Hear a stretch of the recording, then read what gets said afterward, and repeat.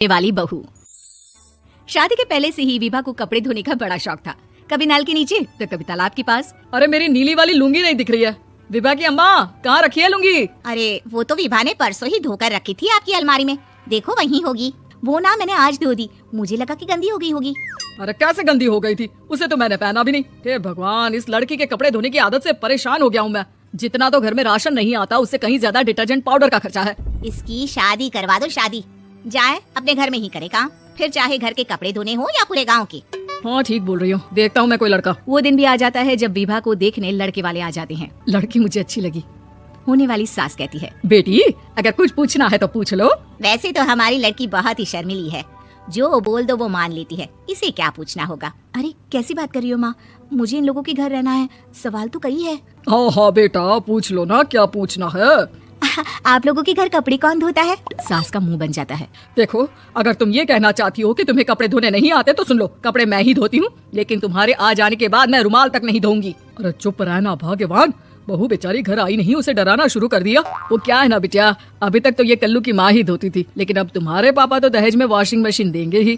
तभी विभा की माँ बोल पड़ती है, सवाल भी पूछा तो क्या। वैसे भाई साहब, मशीन की तो फिर भी कपड़े धोने की कैपेसिटी होती है, मतलब जो बिटिया दे रहे हैं ना विभा, इसे कपड़े धोने का बहुत शौक है। ये आप लोगों के क्या आस पड़ोस गांव मोहल्ले सबके कपड़े धो दे और उफ तक ना करे। बाहर देखा नहीं आपने इतने कपड़े सूख रहे हैं, सब हमारी बिटिया ने ही तो धोए हैं। बस भी करो ना माँ, शर्म आ रही इतनी तारीफ सुनकर। और तो और एक दाग निकाल कर दिखाओ तो मान जाओ। हाँ अच्छा अच्छा, माफ करना बेटा, मैंने गलत समझा, हमें तो रिश्ता बहुत पसंद है। और ऐसे जुड़ जाता है रिश्ता कपड़े धोने का शौक रखने वाली विभा का। उसकी शादी हो जाती है कोयला फैक्ट्री में काम करने वाले कल्लू के साथ। शादी के बाद अचानक विभा चिल्लाती हुई सास के पास आती है, सासू माँ, अरे सासू माँ कहाँ है आप?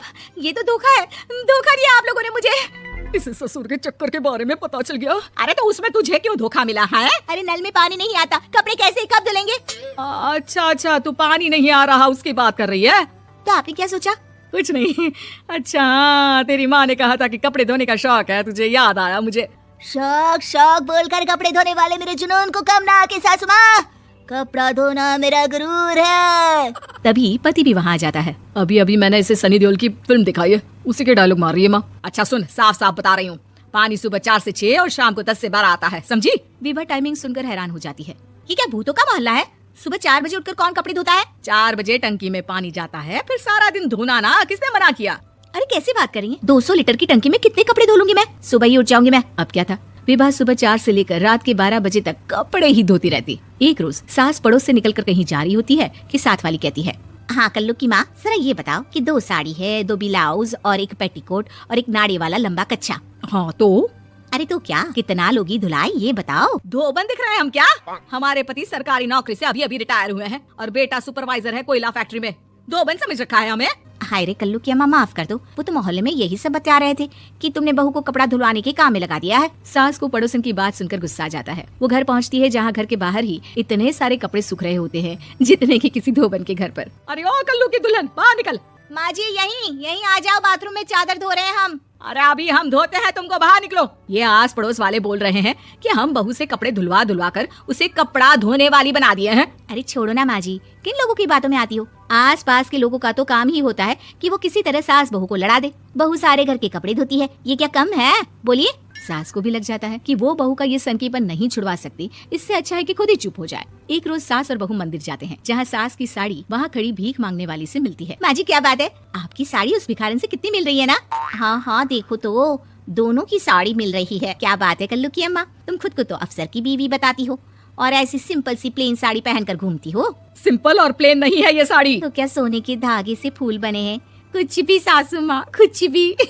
हाँ बने थे इस साड़ी में सोने के धागे से फूल। मेरे पति लेकर आए थे मद्रास से स्पेशली मेरे लिए 10,000 की। ताहे भाई साहब इस भिखारन के लिए भी सेम टू सेम साड़ी लेकर आए होंगे 10,000 की।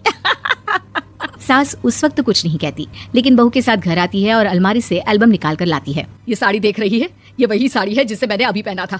इस साड़ी में ये जो चमकदार फूल दिख रहे हैं ना, ये सोने के धागों से काटे गए हैं, लेकिन तू लोकल वॉशिंग मशीन ब्रश से घिस घिस कर सारे फूलों को निकाल कर साड़ी प्लेन कर दी। मुझे माफ कर दीजिए सासू माँ। और तो और, जब मैंने तुझे तेरी गलती के लिए कुछ नहीं कहा, लेकिन तूने तो सबके सामने मेरा मजाक ही बना दिया। क्यों? बहू को समझ में आ जाता है कि अब से उसका कपड़े धोना बंद।